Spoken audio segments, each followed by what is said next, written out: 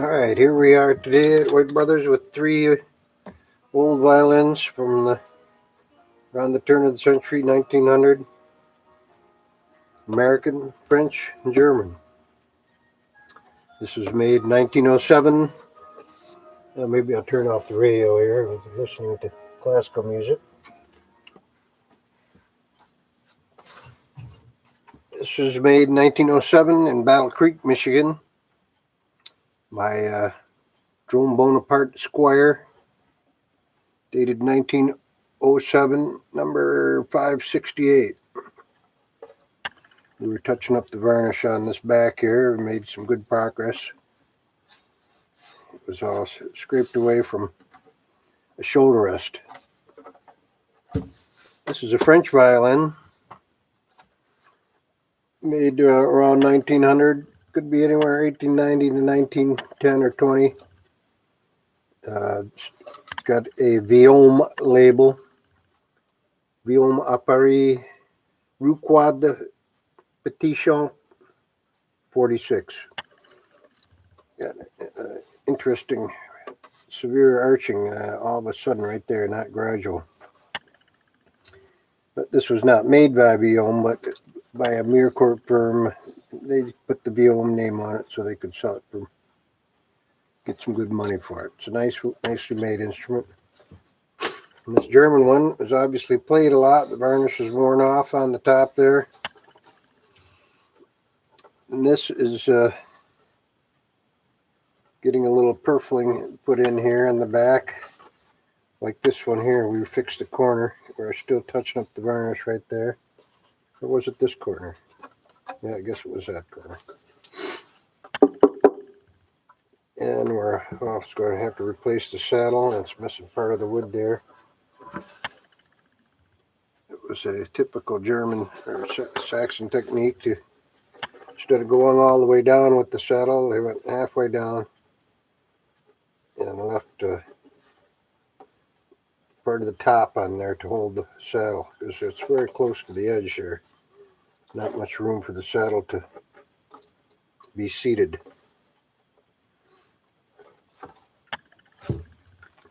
Anyway, just to compare the three of them, they're all the same body length, but they have different widths, and the necks are slightly different. 355 is the usual measurement for a German instrument. This is at right at 355, it looks like. So 14 inch would be the American equivalent at 355 millimeters, and 350. That might be 356 or it's hard to tell because part of it's missing there. But you can see the other differences in the width. The standard German width is about 8 1/8 inches. This is right at 8. And the French one is a little skinnier, as typical, 7 3/4. And this is right around 8 too. There's some of the edges missing. Typically they're 8 1/8 on modern German instruments. And the middle is usually 4 1/4, which this one is. Maybe 4 1/8.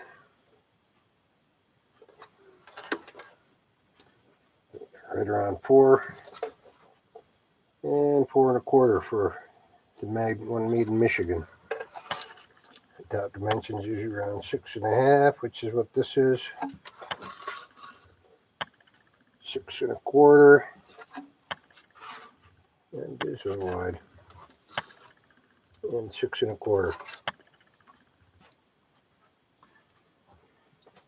And just to show you that the 355 is 14 inches. Sometimes the French ones are a little longer, but that one isn't. And the centimeters It's 205. Yeah, my zero line's wearing out. Yeah, 195 and 200.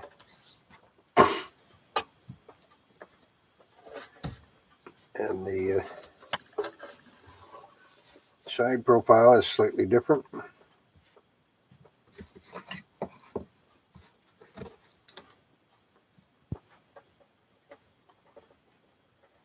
Inch and an eighth is usually between inch and an eighth and inch and 3/8. This American one is inch and an eighth. French inch and an eighth. And the German an inch and an eighth on the rib height. Sometimes they're smaller up at the top. We'll see here. Nope, same all the way down. Yep, same all the way down. Inch and an eighth. Which is also 28 millimeters.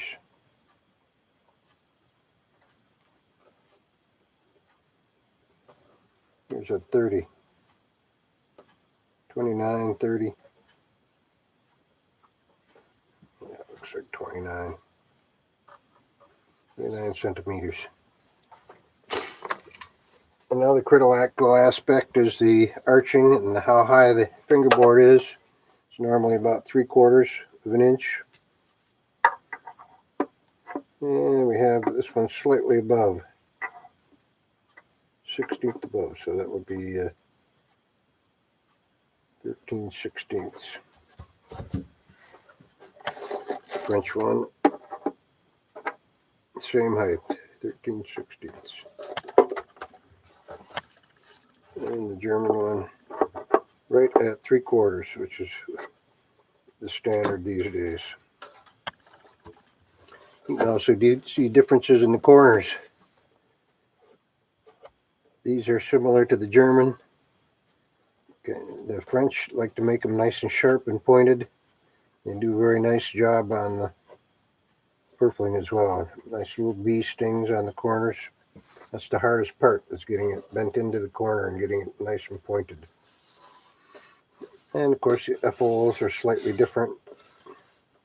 This is a thinner one, wider, a little wider. Oh, and the string length, that's another important factor. If you go from the nut to the back notch, it's Stradivari measurements are around 12 3/4, which is what this is. 12 3/4 to 12 7/8. This is 12 3/4 to the back notch. 12 3/4 to the back notch of the F-hole. This one is only 12 1/2. So that tells me this neck might be shorter. Back in the 1800s, early 19th century, the neck was shorter. And then when they got longer strings with the higher tension, they made longer necks. So some of them, most of your Stradivarius have had the scroll taken off and a longer neck put in. That usually happened around 1820 to 1860, so this could be older. That's only 4 1/4 inches. Well, we'll measure this measuring from the nut to the edge of the top. It's 4 7/8. And here it's 5 1/8 on the French one, and 5 3/16 on the American made. So yes, this is a shorter neck. It's a Saxon instrument in what's now Germany. SACHSEN. There's several things that point that out. The way the neck is constructed, the ribs go into the groove in the neck rather than having a separate neck block. The neck block and the neck are all one piece. There's also no corner blocks in this. If you can look through the F1C. I don't know if you can see with the camera here.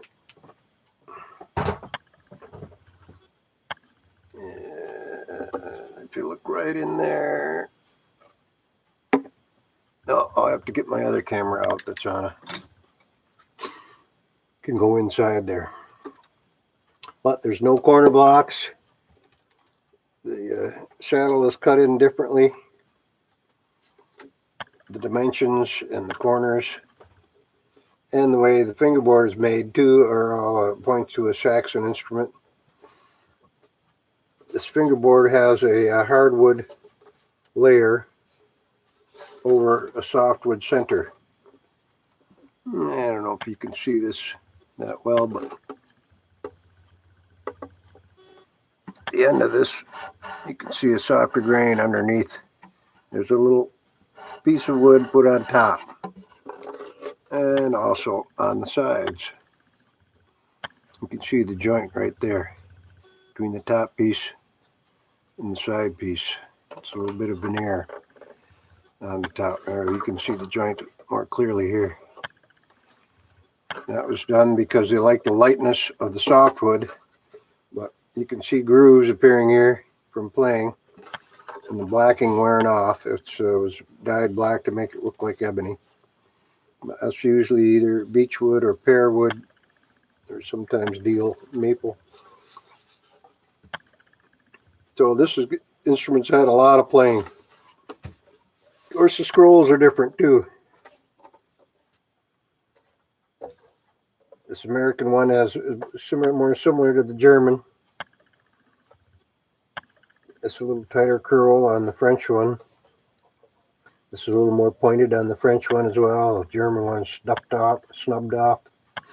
And you got more of an arch there. And don't want to bang them around there. You look at the scrolls from this perspective. Each maker has an individual style. That's their signature of the maker. So let's get around to finishing them up here. This one, needs more varnish. This one needs a little more varnish. This one needs varnish too, but I have to finish trimming the purfling. You can see that one there. That was we did last week. This one here we just inserted. Alright, you can see this piece here and that piece there. This one's carved out. I haven't carved that one down yet before we finish it to match the color. But you can see if you look closely, to make it disappear, you cut it at an angle. You don't want to have a butt joint there. You clearly see it right there. Of course, going across the center seam, which is not aligned. If you look here, this is not in the middle. And neither is the end pin. So they crank these out by the thousands. It's a well-made instrument, but they used shortcuts on the inside by not putting in corner blocks, and we're able to make a good instrument nonetheless. So we got to get our curved chisel out so we can finish trimming this off. As you can see, you want to trim that flush with the surface, but you don't want to affect the varnish. So you have to have a very sharp chisel and work very carefully.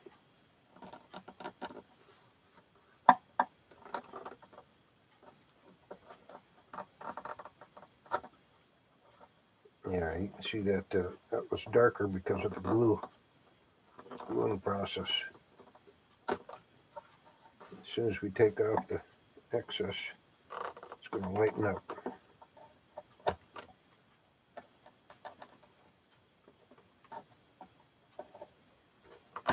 Using a curved chisel like this,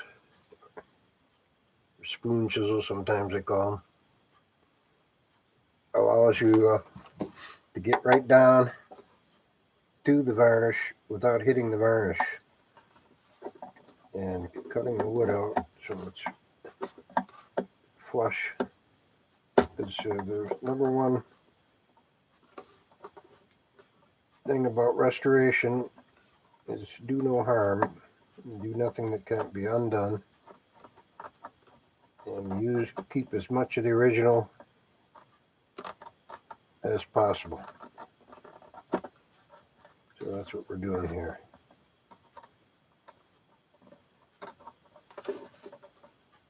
Some guys like to use smaller chisels. I like this big one though. It's nice and sharp. You've got good control with it. You got to pay attention to which direction you're going.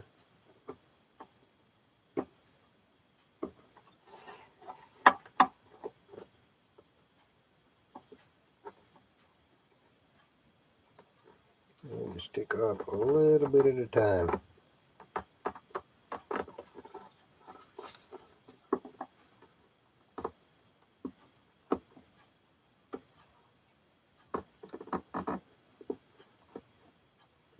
And of course you want that to be an extremely sharp chisel.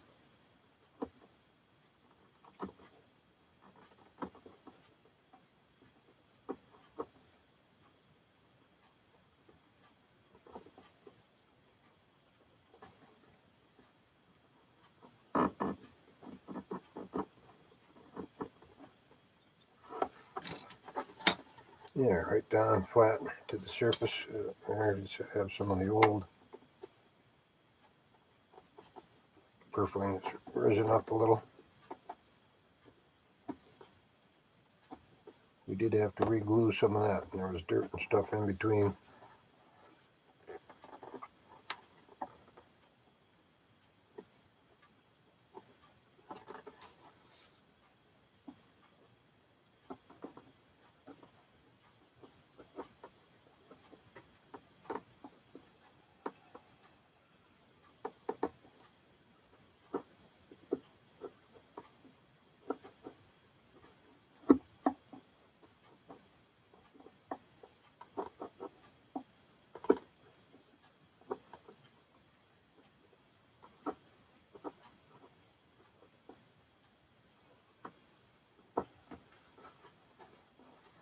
There we go.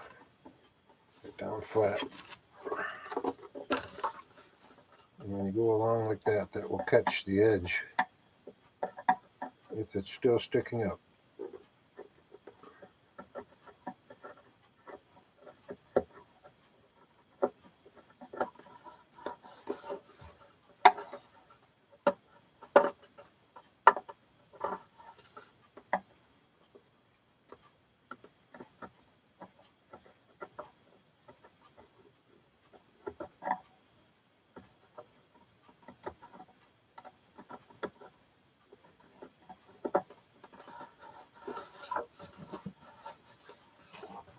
Yeah, that's great. And now you can see where I just carved here,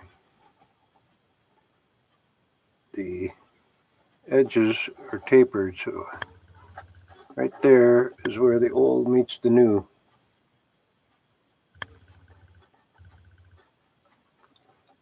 And once we color that up, we'll give it a... And you notice we didn't remove any of the other original varnish.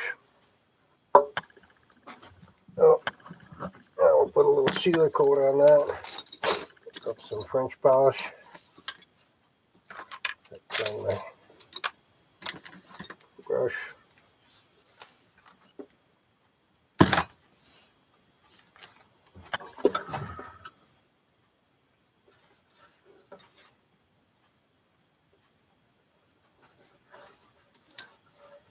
Okay, that's good. That already darkens it up a little bit. We'll give a little up here too, where it's some bare wood.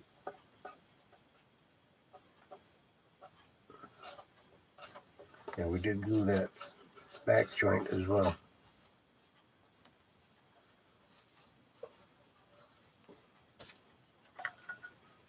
And while it's drying, we'll get a bigger, clean out that brush there.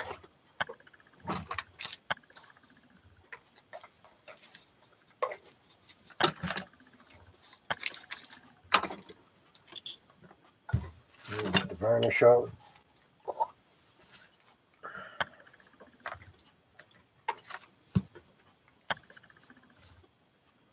Regular amber color. And this one just needs a little bit right here.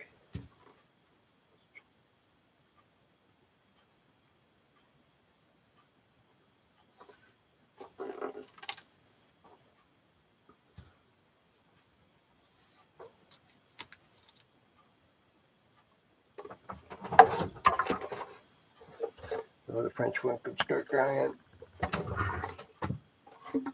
This one needs quite a bit. We've already rubbed this out a couple of times.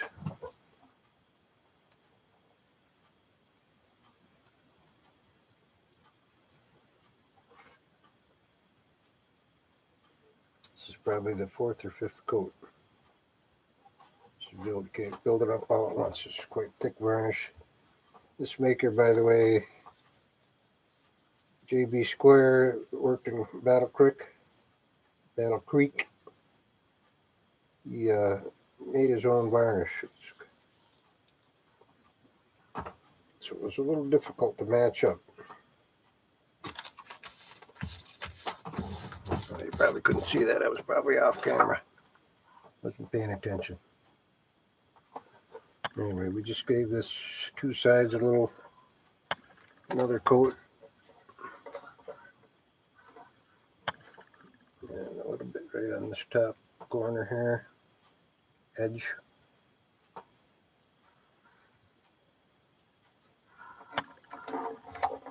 And a spot down here where the chin rest kind of goop things up. So we can't set it on the back because we just varnished that. So we can set it on this edge. That's what we'll do with that one. And this one, we've already gave her a sealer coat and kind of cleaned it up. It's still quite dirty, but to remove any of that more of that dirt, you'd have to remove some wood. So we're not going to do that. We're just going to put some new varnish where all the old varnish is gone. This is basically a sealer coat. It's going to soak in because this wood was pretty much bare. And after that, we'll give it some color.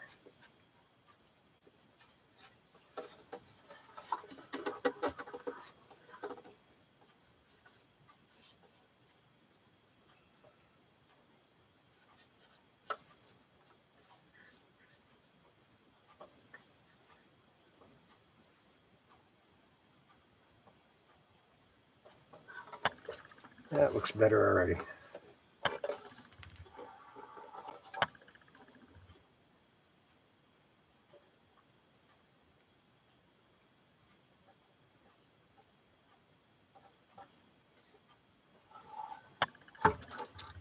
Now, once we give those some color, they should just disappear, and you can see, oh, by the way, I forgot to mention the purfling. The purfling is different on some violins because different makers use different styles. Purfling, yeah, here's two styles. Hard to tell the difference unless you look real close. But there's a wider center line on one of them than in the other one. 3 pieces of wood too. Sometimes they use pear wood in the middle, or whitewood, sycamore. Sometimes they use just maple, and sometimes they use fiber. Now this one is wood. It's dyed black. This one has got fiber for the black. And inside wood is different too, but it's hard to tell what. So if you look at this French violin, oh no, this is the American one. It's got a pretty good gap. They're wide white. The center is as wide as the two black outside edges combined. Same with this one. These are all about equal. But on the French one, you'll see the purfling is very narrow, and the white center strip is very narrow as well.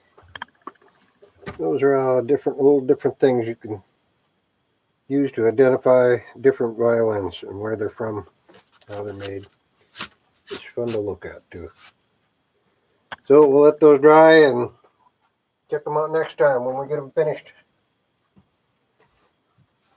I don't know if I'll have these three together again, but for now they're three violins from around 1907,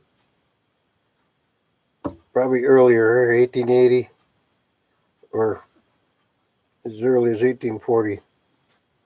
And this one's probably 1900 to 1910 or 20. French Violin style.